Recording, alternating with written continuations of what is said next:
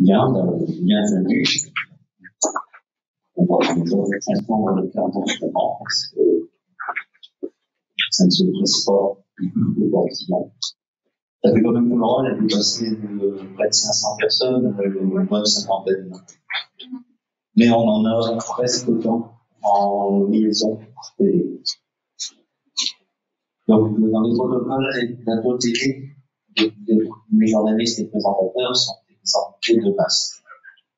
Il vaut mieux parce que je suis difficilement audible avec le masque. Je n'ai pas une voix qui passe à travers.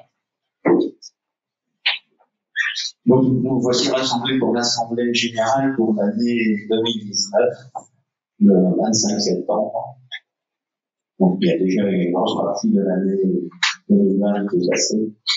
On s'aperçoit qu'on a écrit dans la porte d'orientation 2020. Une Assemblée générale autrement. Et je tiens à remercier les adhérents de déplacement et quelques professionnels aussi. Merci aux téléspectateurs qui nous suivent. Merci à tous les adhérents qui nous ont fait parvenir leur pouvoir. Et là, on a eu beaucoup.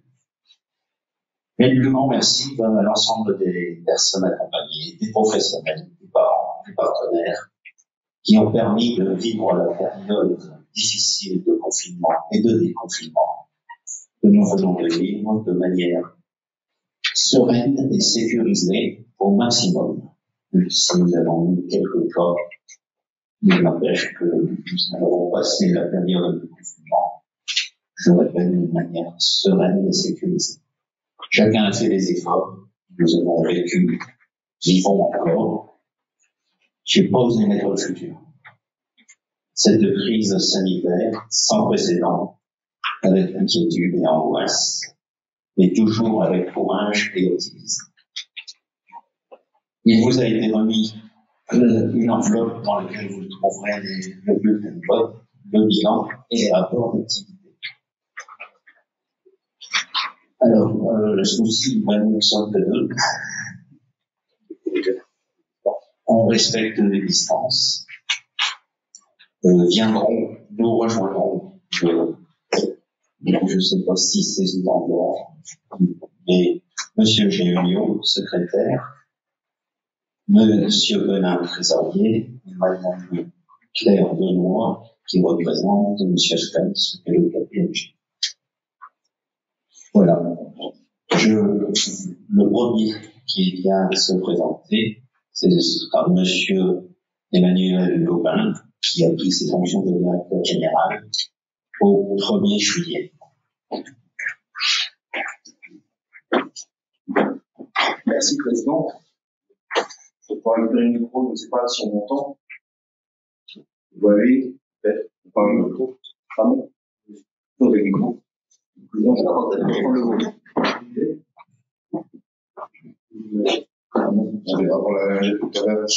Merci, Président, de votre accueil et de votre confiance. Bonsoir, mesdames, messieurs. C'est un vrai plaisir pour moi d'avoir rejoint le mouvement parental et l'association que votre père a créée, Président, et que vous présidez depuis 1997. Depuis ces dernières semaines, je découvre, au travers de mes visites, des rencontres auprès de nos partenaires, des échanges que j'ai avec les équipes, les administrateurs, les personnes que nous accompagnons et leurs familles, une association riche de nombreux talents, de projets et de valeurs fortes, mêlant proximité et innovation en faveur des personnes et des besoins réels des personnes que nous accompagnons, mais aussi des salariés que nous soutenons dans leur engagement. Les défis sont multiples. L'année 2020 en constitue évidemment quelques-uns. L'actualité est aussi parfois porteuse de surprises. Et de toute façon, notre environnement est en proie à des transformations où l'intérêt des personnes que nous accompagnons, des salariés qui s'investissent, et des familles n'est pas toujours pris en compte, ou du moins pas suffisamment. Espérons que les solutions que l'on peut apporter puissent se faire sans les moyens appropriés. Telle fut la base de mon engagement pour le secteur médico-social lorsqu'après un parcours dans des environnements publics ou parapublics, j'ai souhaité mettre mon envie de contribuer au développement du facteur humain en faveur d'une association à but non lucratif. Croyez, Président, Mesdames, Messieurs les administrateurs, que je mobiliserai en tous les cas mon envie et mon expérience de 25 années dédiée à la satisfaction de l'intérêt général dans des environnements publics ou académiques. En tous les cas, je voulais, après 10 années, les 10 premières années d'engagement associatif, les poursuivre au sein d'une association de notre région tournée vers la personne en situation de handicap. Cela me permet peut-être aussi de retrouver, et c'est toujours un moyen de rajeunir, mes premiers engagements professionnels lorsque, débutant ma carrière, il m'avait été donné de prendre en charge la politique d'un grand ministère en faveur des personnes en situation de handicap. C'est donc avec cette envie et ce parcours que je chercherai avec l'ensemble des équipes du siège et des directions dans les établissements à mettre en œuvre votre ambition, transformer les rêves en réalité.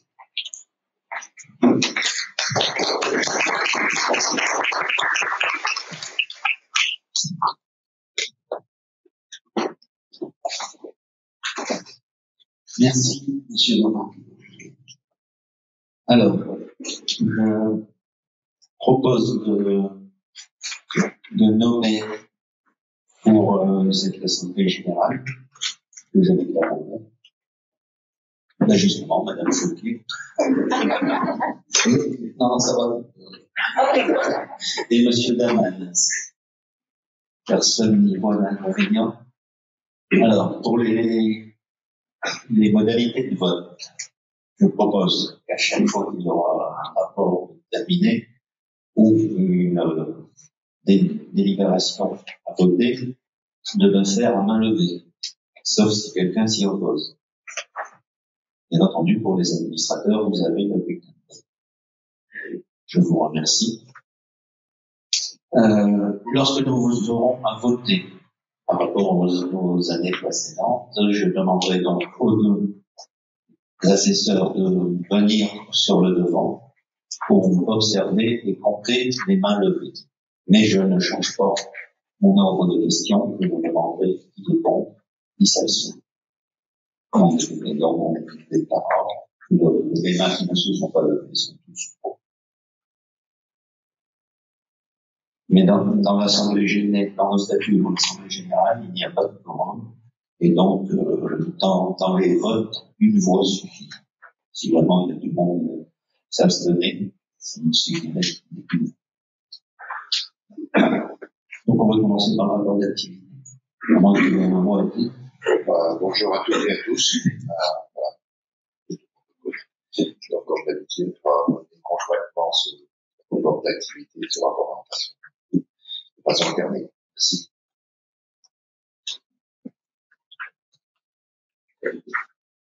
En 2019, 338 familles sont adhérentes, dont 33 nouvelles.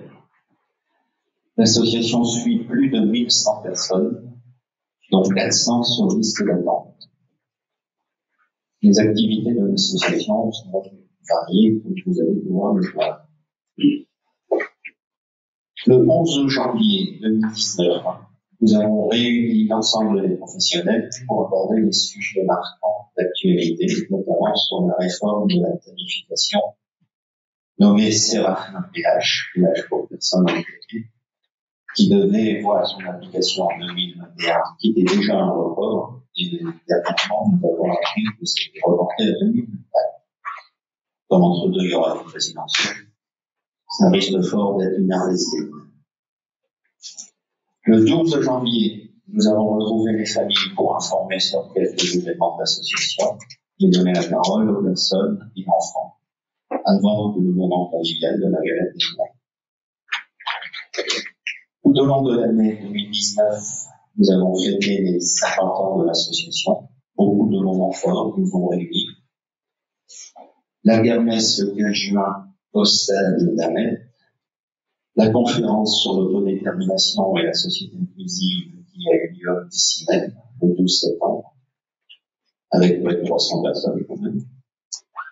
Une réception en mairie le 15 novembre, nous y avons également présenté le livre de recettes initié par la SNES et préfacé par Marc Morin et réalisé par des personnes accompagnées.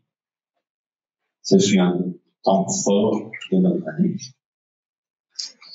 Le spectacle de clôture, là, ce fut un temps exceptionnel, réalisé par les personnes accompagnées et leurs encadrants, qui s'est tenu par 2 fois le 18 décembre, espacement.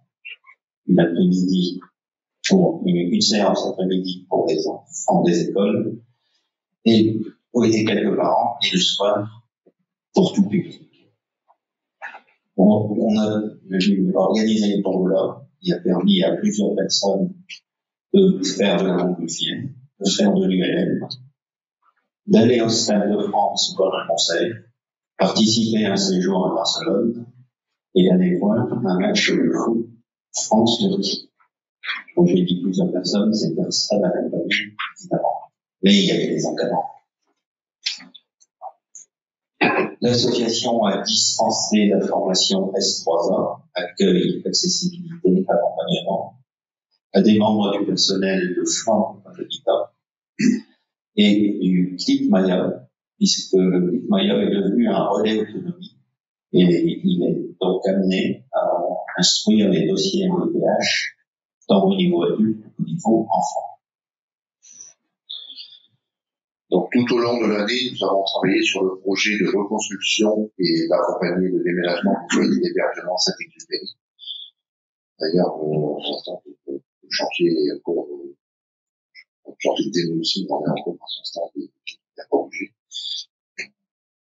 Je pense que le temps va être plus long que prévu. Nous avons démarré la deuxième phase du projet DOMO, qui va permettre le déploiement et l'adaptation des nouvelles technologies en lien avec les besoins de la personne en situation de handicap intellectuel, avec ou sans handicap associé.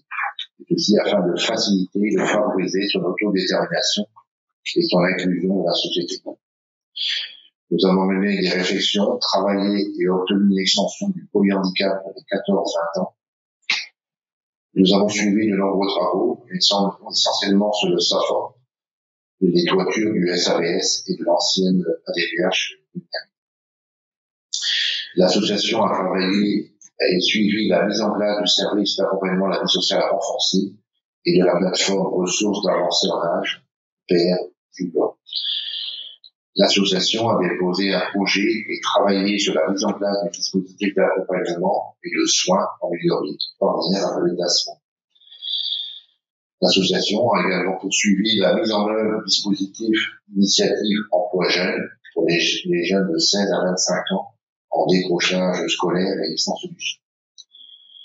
Nous avons répondu et obtenu plusieurs appels à projets et appels à initiatives, notamment la démarche inclusive en établissement, Culture Santé pour l'accueil d'un artiste en résidence, et on a aussi participé à des chantiers participatifs. Nous avons obtenu une subvention à la mairie pour l'achat de 2 vélos électriques. L'association a travaillé et échangé avec les 2 financeurs qui sont l'agence régionale de santé et le départemental. Nous avons travaillé également sur nos CEPA, contrat pluriannuel d'objectifs et de moyens qui arrivait à l'échéance. Donc en complément. L'association a continué de réunir les parents dans le cadre des rencontres post-café et des goûters du sablier associatif. Elle a suivi le point accueil loisirs et l'étape du diagnostic de proximité. Nous avons eu des dons pour les services associatifs. L'association a poursuivi le pilotage des différents réseaux du territoire, le réseau efficace concernant les établissements pour personnes âgées et pour personnes handicapées, tant au niveau des personnes que des professionnels. Le réseau Reflet, avec les associations de personnes porteuses de handicap, qui avait lancé en 2017 la commission adulte, afin de travailler à la fluidité des parcours entre les différents établissements et services du territoire. Le réseau Réazan avec les services d'aide à domicile. Le réseau Puzzle avec le secteur de la petite enfance, le modèle et les dames. L'association, en partenariat avec les papillons blancs de Dunkerque, la FJ, le Gavas et le FJ, a participé à la mise en place du pôle de compétences et de prestations externalisées. On se regroupe la 4 pour les cas complexes et nous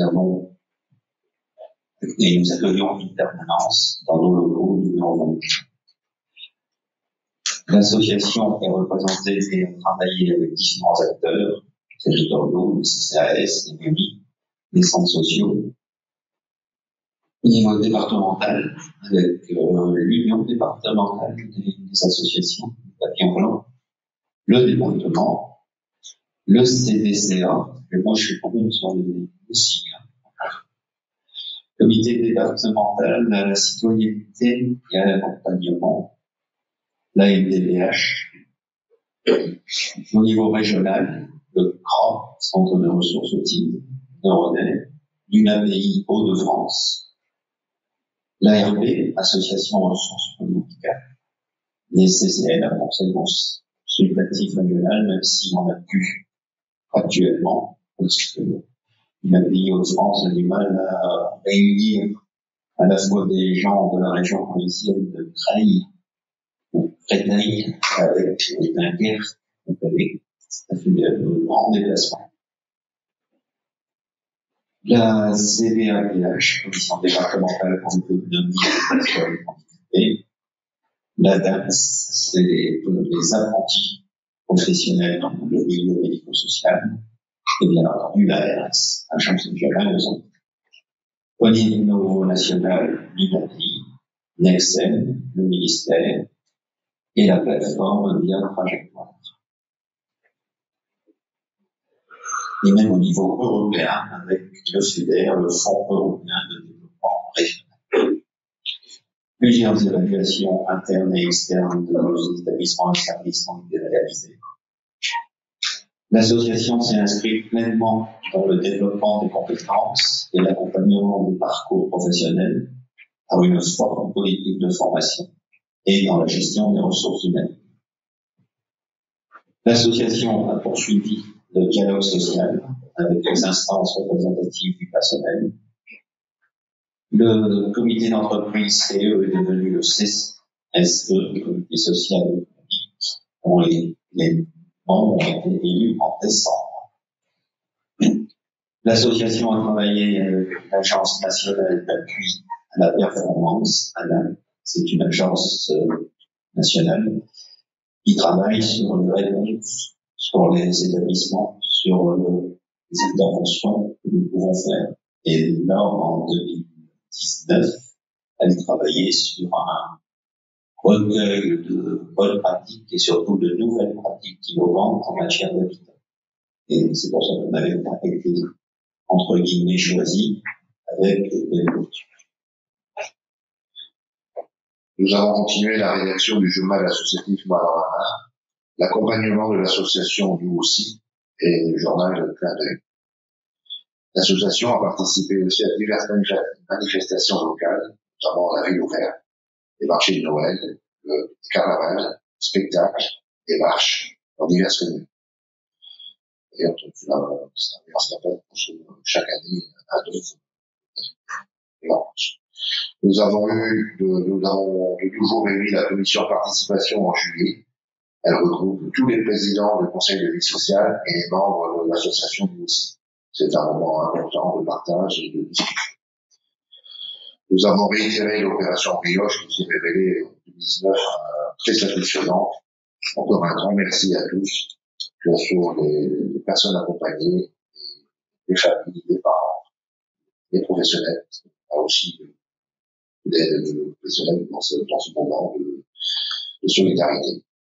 L'opération Brioche a fortement permis de renforcer l'accompagnement du service associatif de Savigny pour les personnes sans solution. Je parlerai donc de la veille de lancement de 2020. Je parle ici de la j'imagine.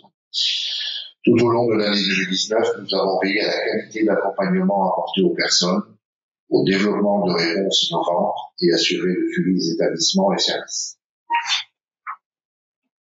Voilà pour notre activité. Est-ce qu'il y a des questions?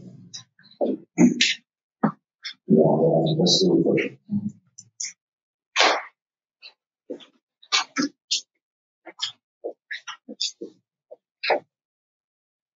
Donc, on rappelle que c'est un vote à main levée. Qui est contre? Personne. Qui s'abstient? Bien, je vous remercie. Nous confirmons un vote à l'unanimité. Donc, je vais passer le micro à M. Géliot pour le rapport.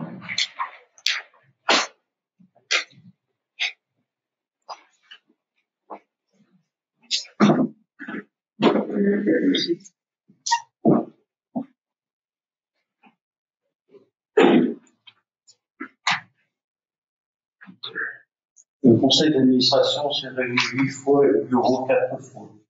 Lors de ces réunions, le conseil d'administration a pris un ensemble de décisions et d'orientations exposées ci-après. Le conseil d'administration a donné son accord pour les comptes administratifs des établissements, le bilan consolidé et l'affectation des résultats, les emprunts et placements, les investissements commerciaux, la candidature de l'entreprise adaptée SAFA dans le cadre du CIPOM 2019-2021, le dépôt d'un dossier de demande de fonds européens FEDER, le dépôt d'un dossier de labellisation d'une action, d'une pratique ou d'une initiative autour du handicap, la participation au financement direct de l'UNAPEG de France, l'achat d'un bien rue du Clocher à Hasbrook, l'achat d'un bien rue du Vieux-Berquin à Hasbrook, l'achat de 2 parcelles rue Notre-Dame à Hasbrook, l'adhésion à l'association des collectifs pour la défense des entreprises adaptées, une communication par SMS et mail aux adhérents, la démolition d'un bien à Bailleul, la mise en place d'un acte notarié pour le parking rue Vernier à Hasbrook, le dépôt de plusieurs appels à projets.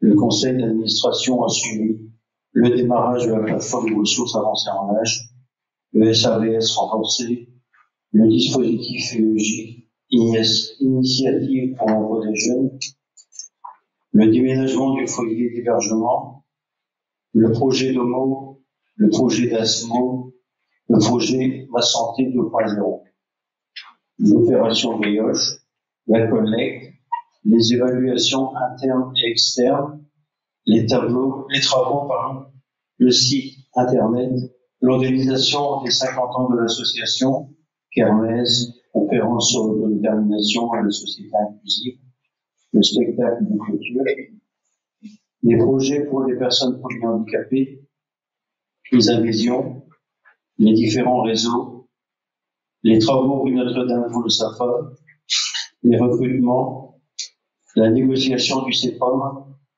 la réactivation de l'association Sport Adapté. Le conseil d'administration a nommé son bureau, les responsables de suivi des travaux, les membres des commissions d'admission et de sortie, des commissions de réflexion, des comités de pilotage et des conseils de vie sociale, les représentants et les participants aux organismes extérieurs. Le bureau a suivi les affaires courantes.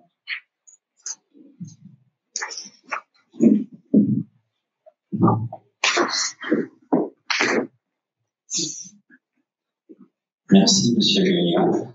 Y a-t-il des questions? On va vous passer au jeu.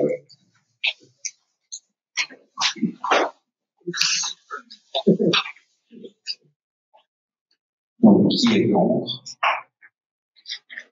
Qui s'abstient?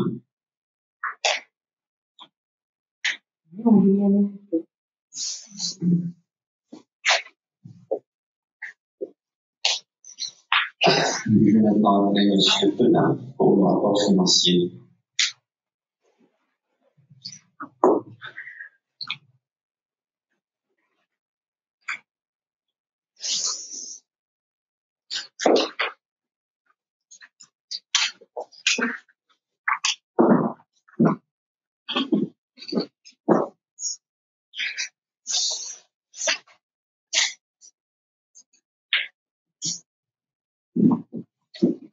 Eh bien, bonsoir à tous.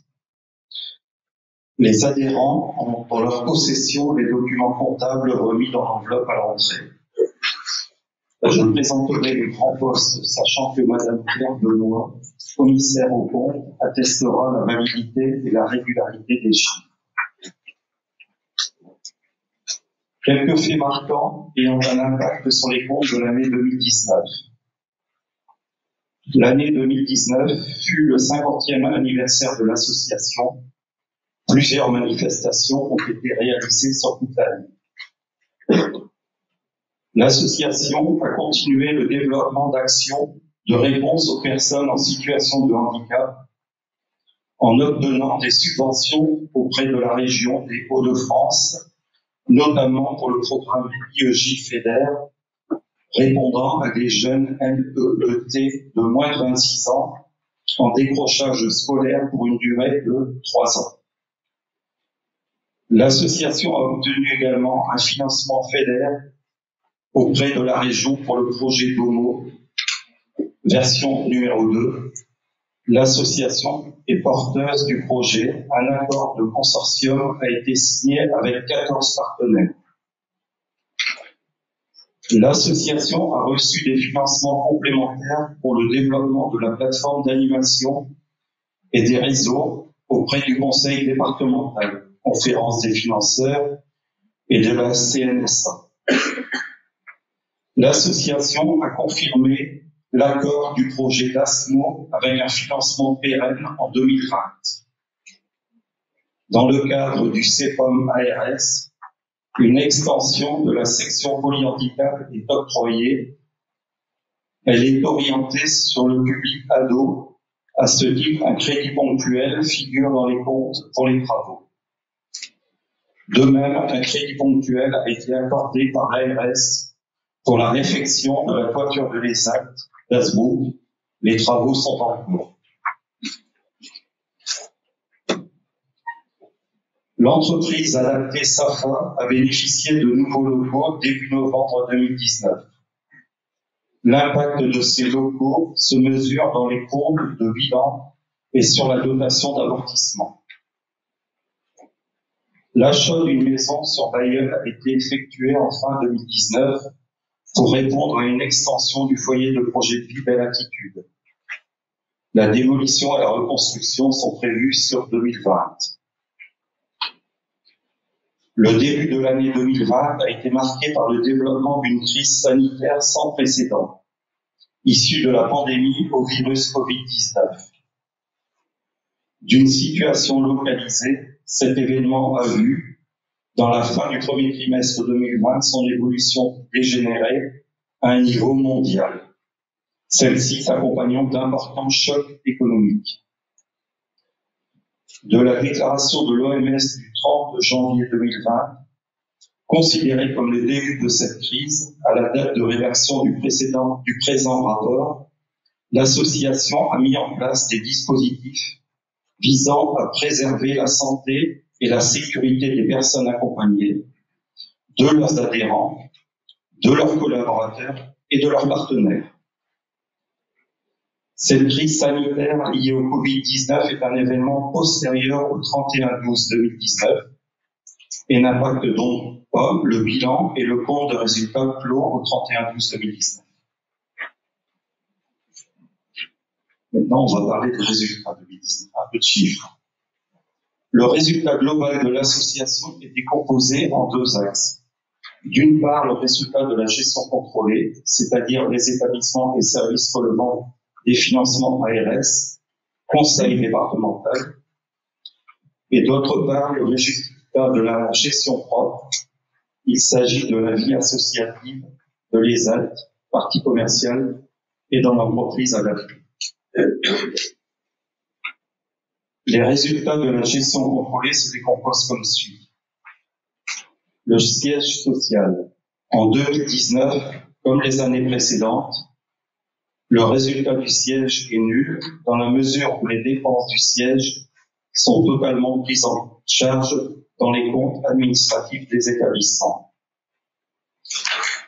En ce qui concerne les établissements sous contrôle des autorités de tarification, les résultats dépendent de la maîtrise budgétaire du budget accordé par l'autorité de tarification.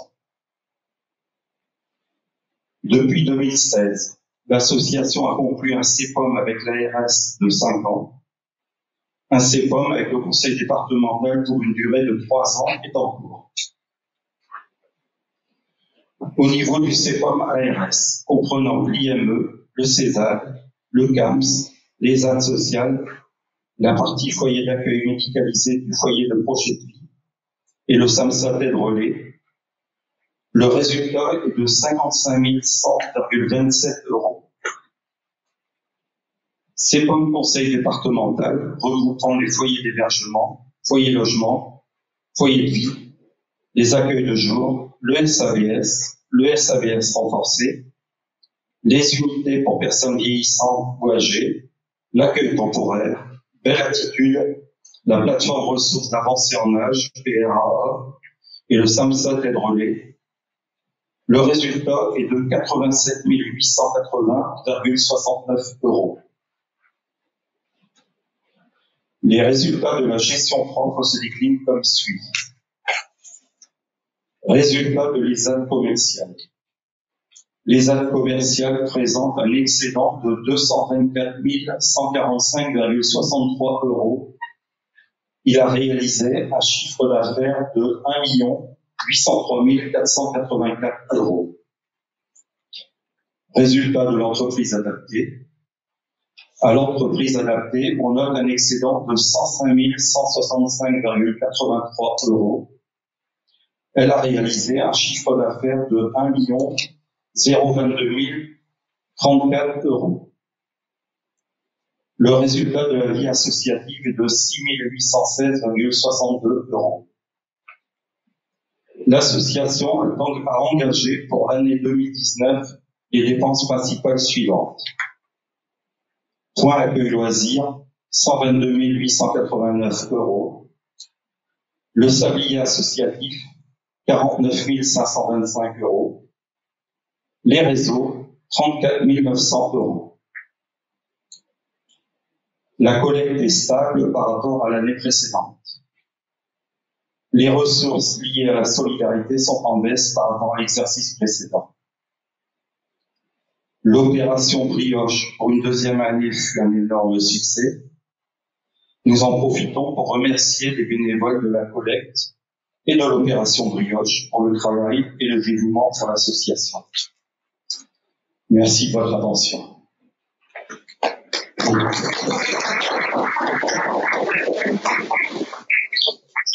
Est-ce qu'il y a des questions?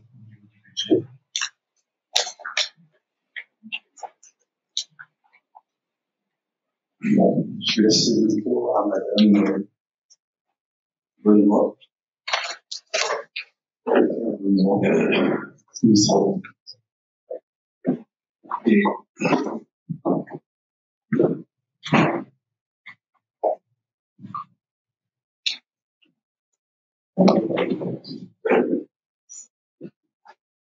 Merci, bonsoir à tous. Alors, ne vous inquiétez pas, je vais être assez rapide puisque je sais que c'est le moment général de l'Assemblée générale qui passionne tout le monde. Et on a déjà présenté les états financiers, plein de chiffres, donc je ne vais pas recommencer. Et je veux juste vous dire une partie importante du rapport général et le rapport spécial. Donc, en exécution de la mission qui nous a été confiée par votre Assemblée générale, nous avons effectué l'audit des comptes annuels au 31 décembre 2019 de l'association des Papillons Blancs d'Asbro. Ces comptes ont été arrêtés par votre conseil d'administration du 21 juillet 2020 sur la base des éléments disponibles à cette date et dans un contexte évolutif de crise sanitaire liée au Covid-19. Attention de phrase principale. Nous certifions que les comptes annuels sont au regard des règles et des principes comptables français réguliers et sincères et donnent une image fidèle du résultat des opérations de l'exercice écoulé ainsi que de la situation financière du patrimoine de votre association à la fin de cet exercice. Sinon, j'ai 4 autres pages. Si vous avez un problème pour dormir, vous pouvez les demander ce soir. Vous allez voir, vous n'aurez plus de problème. Donc ça, c'était notre rapport général. Et on a un rapport sur les conventions réglementées. Si on a des administrateurs communs et on réalise des prestations ou des relations avec eux, je suis obligée de vous le signifier. Donc, nous avons bien sûr une convention réglementée avec le pays du Nord qui concerne, alors je ne vais pas vous lire aussi tous les chiffres, mais qui concerne principalement le versement d'une contribution finançant les frais de siège interassociatifs et la cotisation de l'adhésion pour l'année, bien sûr, 2019. Nous avons aussi un fonds d'intervention, c'est la contribution que verse votre association au fonds d'intervention géré par le DAPI. Voilà. Nous avons aussi un abandon de créance envers l'association ADPH. voilà, je vais en finir par rapport à mon parcours spécial. Et si vous voulez tous les chiffres, de manière, ils sont à disposition ce soir. Donc, près de l'association. Je vous remercie.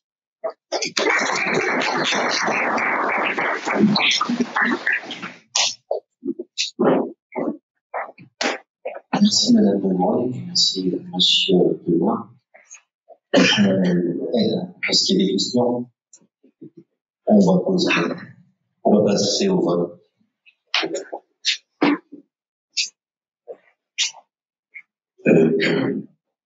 Qui est contre? Qui s'abstient? Je confirme le rapport financier et voté à l'unanimité. Vous pouvez rester là. Quatrième résolution, sur proposition du conseil d'administration, il est demandé de maintenir la cotisation adhérente à 65 € pour 2021. Qui est contre? Qui s'abstient?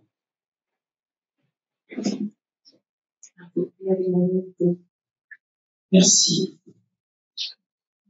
On va passer au rapport d'orientation.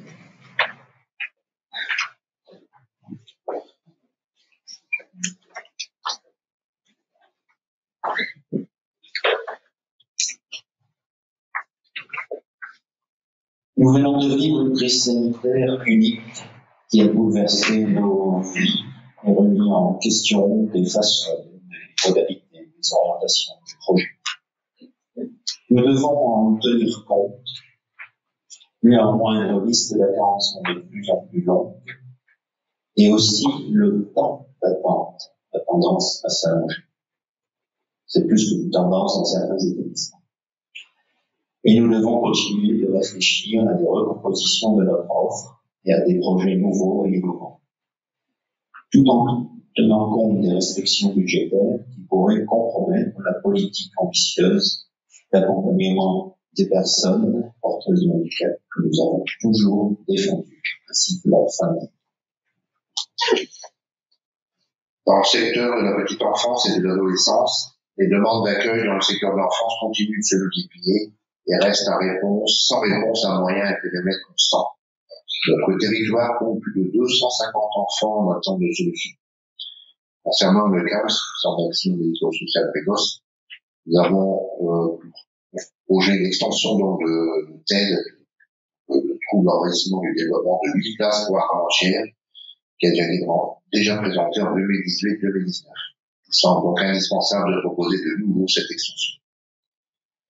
La mise en place d'un projet spécifique pour la prise en charge spécifique des enfants nés prématurément, la poursuite de la mise en œuvre des plans d'action issus des différentes évaluations, concrétiser la mise en place de la plateforme de coordination et d'orientation. L'association est avec trois autres partenaires co-porteurs du projet sur le territoire de la Flandre intérieure et maritime. La mise en place de la plateforme devrait faciliter pour les parents un accès au diagnostic. Et enfin, pour le CAMS, finalisation de l'installation du CAMS dans les nouveaux locaux à Mercredi. Pour ce qui concerne le CESAD, le service d'éducation et de soins à domicile, nous souhaitons marquer les 25 ans d'ouverture en invitant tous les jeunes qui ont été accompagnés, ainsi que ceux accompagnés actuellement. L'année 2020 sera aussi l'année de l'évaluation interne, suivie de la réécriture de projets de service. Et enfin, pour CESAD, poursuivre et développer le partenariat, notamment avec l'éducation nationale, les clubs sportifs et tout autre établissement, dans le but de répondre aux besoins des jeunes. Pour INE, 2020, c'est la création d'un comité de pilotage sur la conduite de projets séjours et week-ends de répit, des actions d'amélioration des conditions d'accueil et environnementales menées notamment par l'ANPO. Pour le pôle autisme, plusieurs réflexions autour de l'accompagnement et de la réorganisation architecturale avec la création d'un plateau technique seront traitées durant l'année. La section polyhandicap verra des travaux ainsi qu'une extension de 5 classes. Alors ça s'est passé en fin l'année 2018 pour le début de l'année 2019, nous avons obtenu en fait un changement d'agrément qui nous a donné 5 places supplémentaires et qui a passé la limite d'âge de 14 à 20 ans, ce qui était une réelle satisfaction, pas seulement d'avoir cette place en plus, mais de pouvoir accueillir les ados de 14 à 20 ans. Il y avait 3 enfants qui avaient 12 ans, 13 ans et même 14 qui arrivaient en dehors de l'agrément. Que faisait-on? On a eu la réponse juste à temps. Un travail autour de la mutualisation des moyens avec les autres enfants, ça c'est pour les apprentis, dans la perspective de certification sera lancée, ainsi que la modernisation de l'outil d'apprentissage pour notre CFAS, Centre de formation des apprentis spécialisés. Plus globalement, dans le champ enfance, nous poursuivons nos travaux avec l'éducation nationale et privée et l'ARS, la déclinaison d'unités d'enseignement dans les écoles, collèges et lycées, avec la municipalité d'Azemont sur l'inclusion des enfants porteurs de handicap au sein des centres aînés.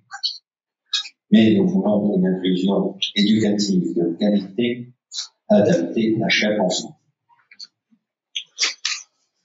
Dans le secteur adulte, en ce qui concerne le champ du travail, nous avons une réflexion complète sur le pôle restauration afin de regrouper le restaurant La Valentaine et Google, la cuisine centrale et le service traiteur en 1 ou 2 lieux.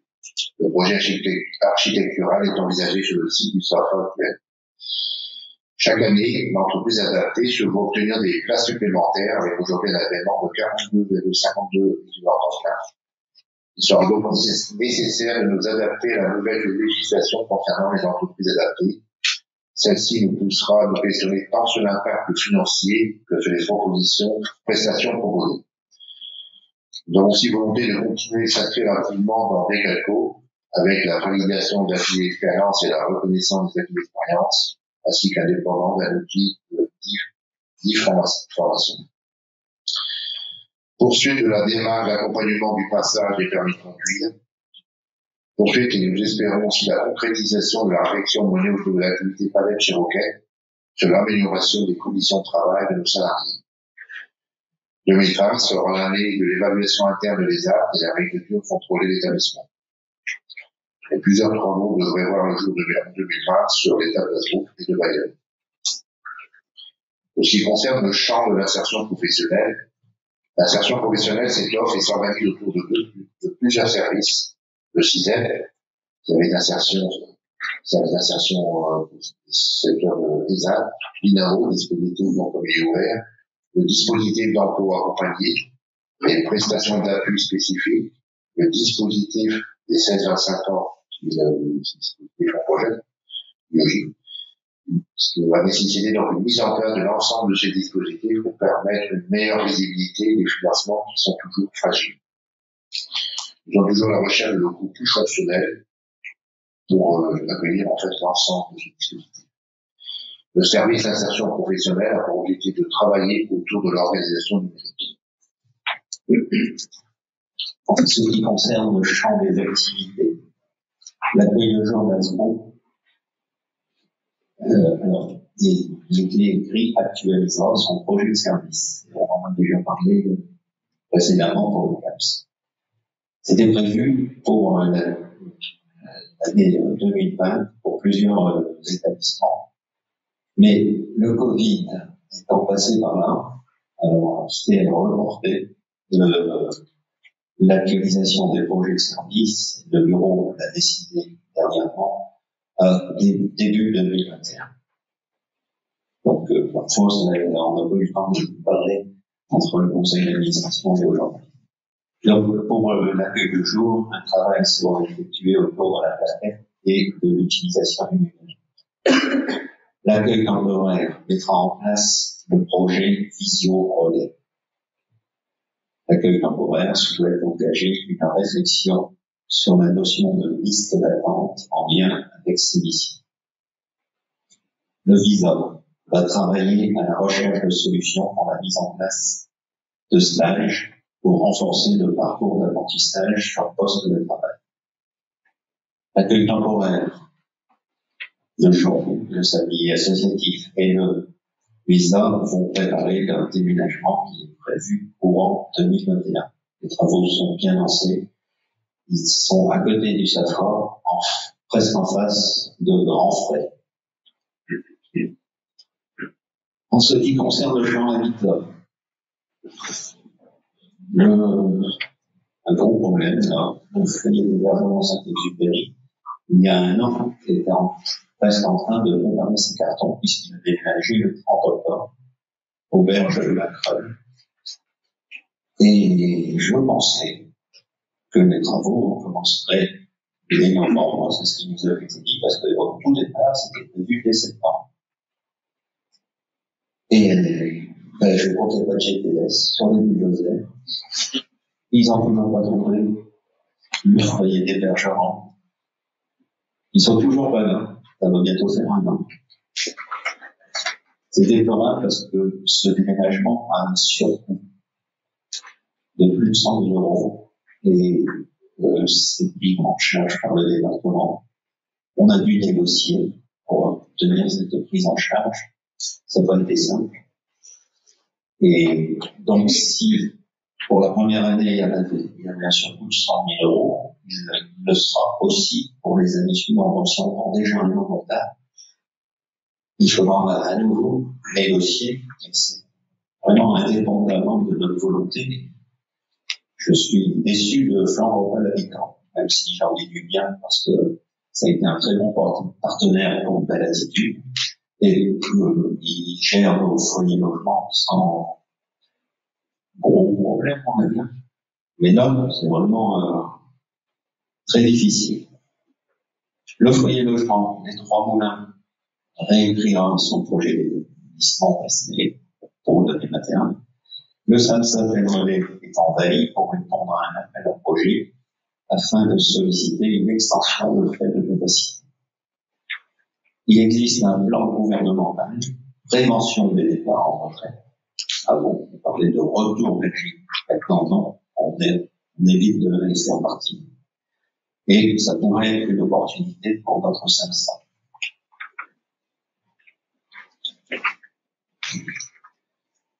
Le SAMSA projette aussi d'organiser une séance de formation de d'emploi à destination des parents. Ça, c'est pour les situations de crise.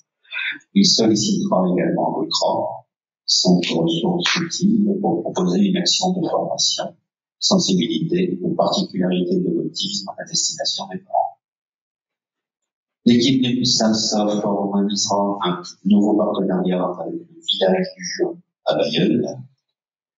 Suite aux préconisations de l'ARS fin 2019, un travail sera mené sur la création d'un tableau de suivi de l'activité visant à comptabiliser les interventions en œuvre et en corrélation avec Séraphin. Mais comme je vous l'ai dit, c'est pas pour tout de suite. Une extension de latitude au bénéfice des personnes présentant un trouble du spectre autistique ou un handicap lourd, polyhandicap, devrait voir le jour à pleine attitude, et là, je peux dire que ça verra le jour. Le département et l'ARS se sont mis d'accord pour financer au total 10 appartements de plus à Bayeul sur la maison que nous avons achetée, qui a déjà été développée, et qui se trouve de l'autre côté de la rue de la Libération. Pour ceux qui connaissent Bayeul. Petit point noir aussi, le HF. Lorsqu'il y a eu un changement de président, mais pas forcément le dernier, à chaque fois, il nous promet une simplification administrative. Et je vous ai déjà dit que pour les permis de construire, donc maintenant le délai est de 2 mois sans réponse de leur part, on peut considérer que le permis est acquis. À chaque permis que nous déposons, dans les 2 semaines qui suivent, nous recevons une lettre en disant qu'ils allongent le délai d'1 mois, donc on revient à 3 mois, parce qu'ils estiment que le dossier est trop important et qu'ils n'auront pas le temps aussi, qu'ils ne sont pas efficaces. on peut le dire. Et là, à Bayonne, on s'est pris un allongement de délai de 2 mois. Donc ça passe à 4. On l'a déposé début août, on arrivait presque à la fin de la réponse, mais il faudra encore attendre 2 mois. Et enfin, l'ouverture du DASPO, dispositif d'accompagnement à domicile pour les personnes polyhandicapées, qui permettra la mise en place d'une équipe mobile à destination des personnes polyhandicapées. Et là, les travaux ont démarré. C'est le bâtiment qui se situe dans la cour d'accueil Belgique 2. Et DASPO, c'est du côté façade, et dans le fond du bâtiment, ce sera l'extension de notre section polyhandicap. Pour le SAMS renforcé, une réflexion sera menée sur le renforcement de l'accompagnement suite à l'évaluation des personnes. Concernant le foyer de vie et l'unité personnes vieillissantes de Castres, les axes de travail s'articuleront autour de la recherche de solutions pour les personnes vieillissantes, ainsi que la réflexion autour du déploiement des nouvelles technologies d'action aux citoyens. Une réflexion aussi de restructuration architecturale et locaux du foyer de vie est engagée. Cela amènera à une individualisation de l'habitat plus significative. Les actions de prévention sur la thématique de la nutrition et de la pratique sportive feront aussi partie des priorités 2020 avec une belle attitude. La plateforme ressources d'avancée en âge travaille sur un projet d'atelier de préparation à la retraite. L'intérêt sera de permettre aux personnes de s'approprier l'identité de personnes seniors et de les accompagner pendant cette transition. Et dans tout le champ du temps, le modèle d'accompagnement qui associe les postures des professionnels aux capacités des personnes va poursuivre son déploiement. Au niveau de l'association. Donc, l'association continue le service associatif, le normal clin d'œil, l'accompagnement de nous aussi, le point accueil loisir. Le pilotage des réseaux PSA, puzzle efficace et reflet permet d'avoir un maillage important du territoire au bénéfice des personnes. L'association continue d'organiser des rencontres entre parents avec Post Café, le journal main dans la main et des rendez-vous associatifs. Même si, jusque-là, c'est compliqué avec la reprise de l'épidémie.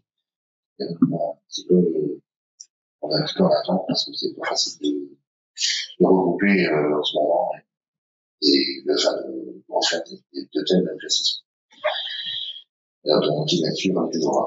L'association poursuit l'évolution du site internet et de Facebook. L'association fera un travail autour des listes d'attente pour l'amélioration des réponses apportées.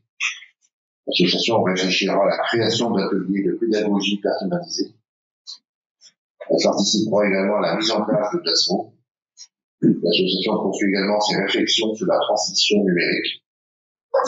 Et l'opération Brioche, qui connaît un franc succès, sera renouvelée essentiellement en précommande suite à la crise sanitaire. Comme vous savez tous, on a longuement hésité sur le fait de faire une affaire.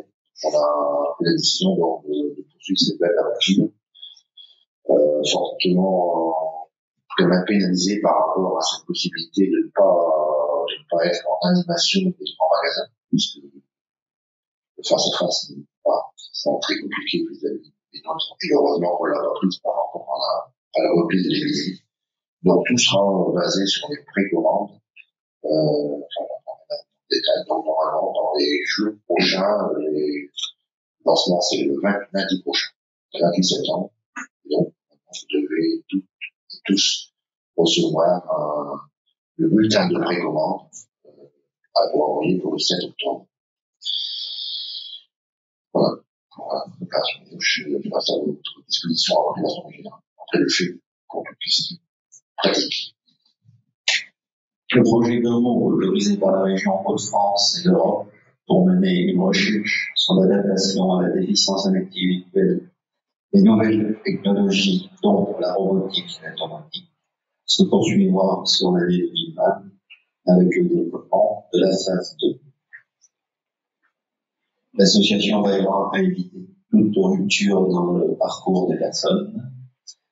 L'association poursuivra sa volonté de participation des personnes La réunion des présidents de CES était prévue première quinzaine d'octobre, mais comme vient de le dire Patrick, avec un resserrement des mesures, je ne sais pas si je vais pouvoir l'organiser. La promotion de l'accessibilité de OS3A sera poursuivie par la formation de personnel de diverses instances. Il a été créé une plateforme 360 par le gouvernement. Nous nous sommes inscrits dans la démarche. Mais comme disait M. Gâteau ce matin à l'Assemblée générale de l'UNACAI, on ne va pas se contenter d'un numéro de téléphone. Il faut que si les personnes peuvent contacter la plateforme quand ils n'ont pas de solution, il faut qu'il y ait des moyens derrière pour qu'on leur offre cette solution. C'est pas un numéro de téléphone qui va nous contenter comme réponse.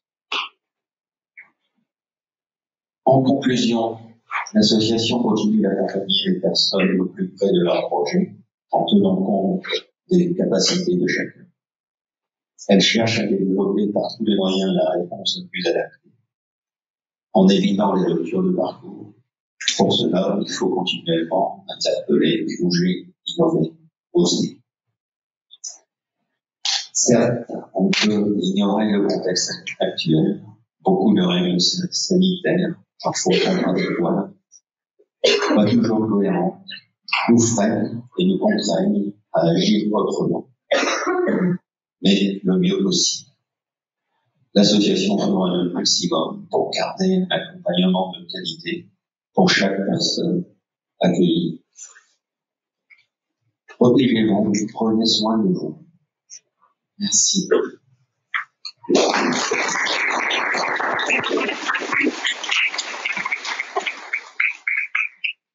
Personnellement, j'ai pris soin de moi. J'ai pas tapé de coup de colère. Est-ce qu'il y a des questions? Alors, on va passer au vote.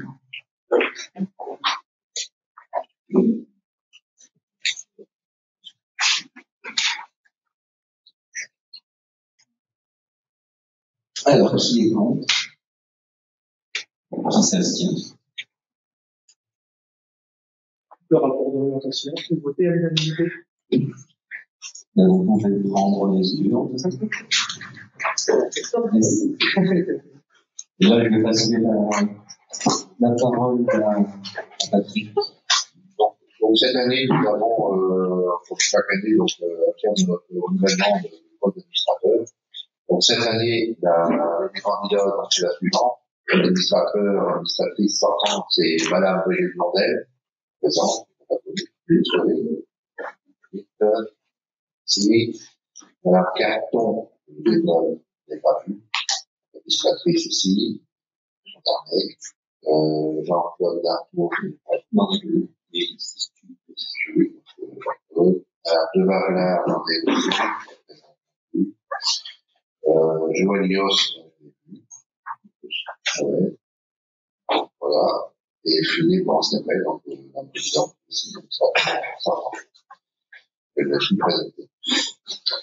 Nous avons donc deux nouvelles candidatures, donc, Monsieur Trocco, la fille, et puis, petite présentation rapide.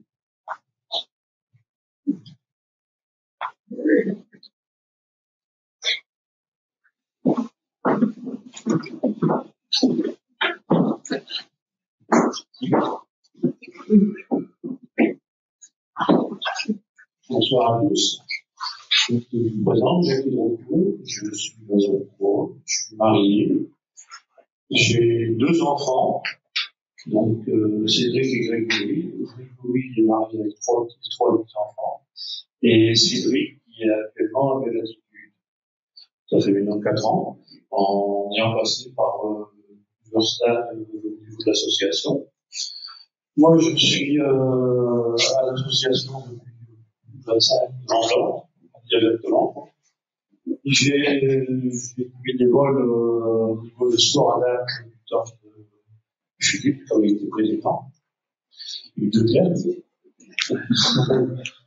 Et puis, bon, après, ça s'est arrêté, ça vient de se remettre en route, là, maintenant, pour l'année.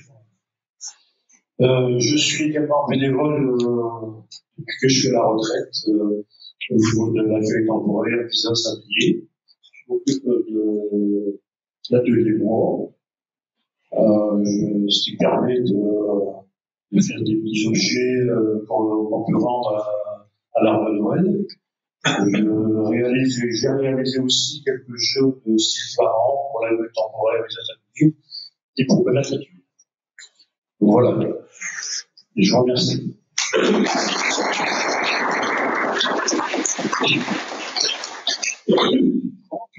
Madame, voilà. Nouvelle administrateur du site. Bonsoir.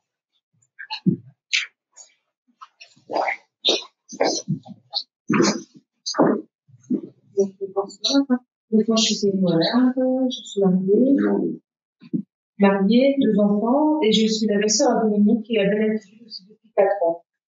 Et voilà. Je travaille ici à l'hôpital, d'Azur. Voilà. Merci.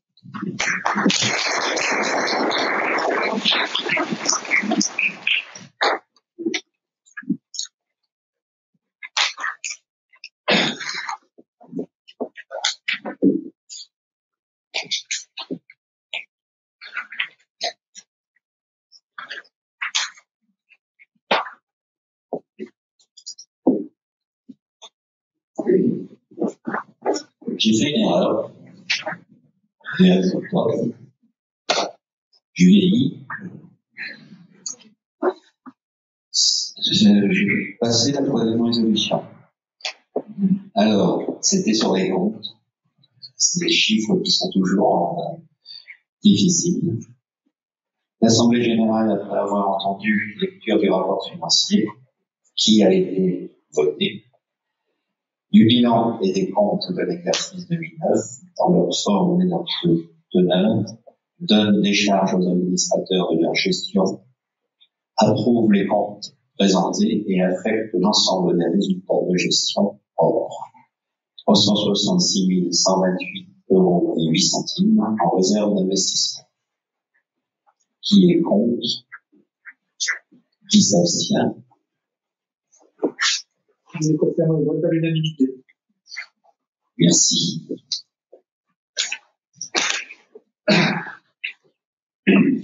Donc les assesseurs doivent passer à la réclusion. Je trouve que du bulletin de vote, vous pouvez lever votre vote. C'est pas parti.